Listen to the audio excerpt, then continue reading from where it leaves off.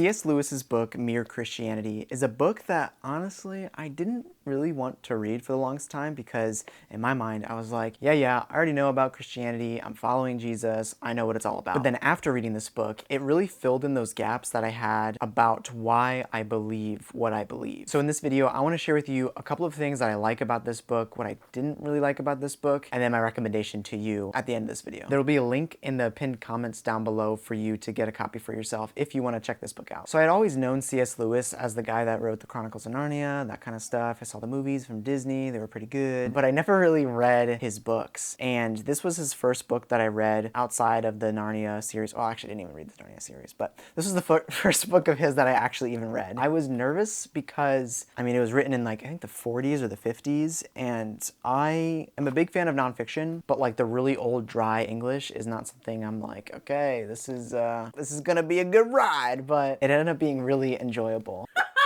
You're funny. Thanks. Yeah, this book was published in 1952, so... Actually, no. Wait.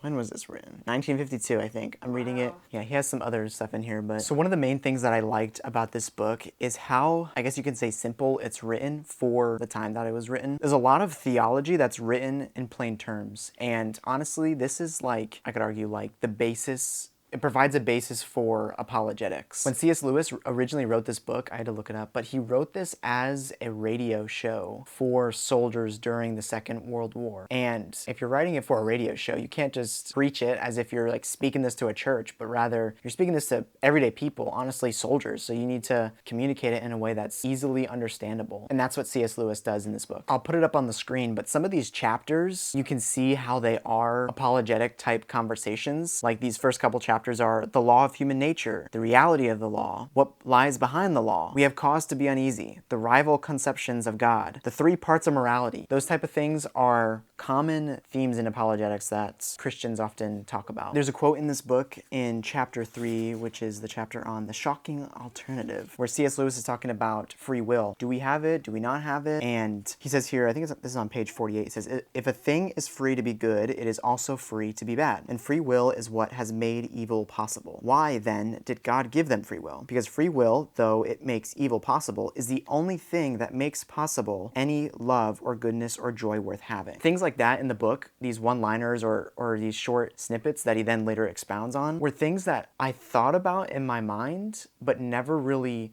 was able to either articulate or put words to until I read C.S. Lewis's Mere Christianity. And the way he writes it is that's like so easy to comprehend. Sometimes it's like, okay, well, I know that we have free will, but how do I even like argue that? How would I even say that? You could probably see it. I don't know. I don't know if that focuses, but I wrote so much in the margins and underlined and circled because so much of it was aha moments or things where I was like, yes, that is so good, and I'm so glad he wrote that. Another neat feature about this book is that I feel like he kind of builds as he goes along. Maybe that was the way he designed his radio talks, but I feel like the beginning of this book is kind of an introduction, kind of dips your toes in, and then towards the end he goes into really deeper type of things with the Christian faith and following Jesus, which I'm glad he did, because if he had just front-loaded the whole book with that, I probably would have, I don't know, drowned or something, but I probably would have made it through, but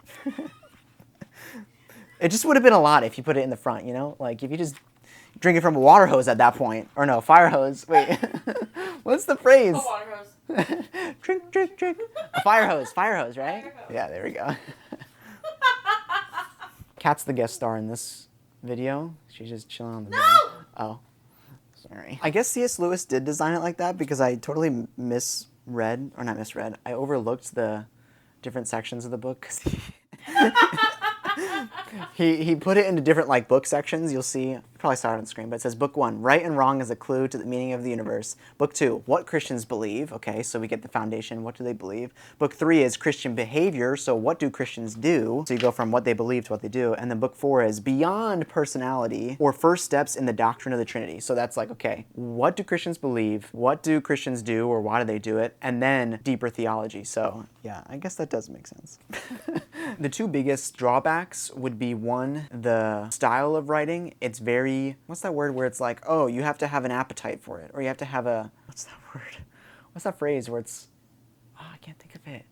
What's the phrase where, you know, it's like, oh, some people don't like seafood. It's a, selected taste, or it's a, oh yeah, I don't really like carnivore diet because it's a, you know, you gotta have an appetite for it. You gotta have a palate for it, I guess. I don't know, that doesn't sound right. But the way C.S. Lewis writes is that kind of thing where it's like, if you like that, preference maybe, I don't know. He writes in a very cut, dry, rational way of writing, and some people just don't like that. I kind of like it, but there are parts of this where it was hard to get through because of that style. The second drawback is that because this is so dense and so, it's just very dense. It took me about, let's see, probably like 2 months to read this because I didn't want to rush through it. I could go back and read it again, but I didn't want to rush the first time around because I really wanted to digest it all. So it takes a little bit of time to get through if you really fully want to grasp and follow what he's saying. If you're considering getting this book, I definitely recommend it because it does provide that foundation for the Christian walk. Like I said at the beginning, there's a link down in the pinned comments for you to check it out, or in the description as well. This book wasn't the only book that has made such a huge impact on my life, and on the screen now is another book review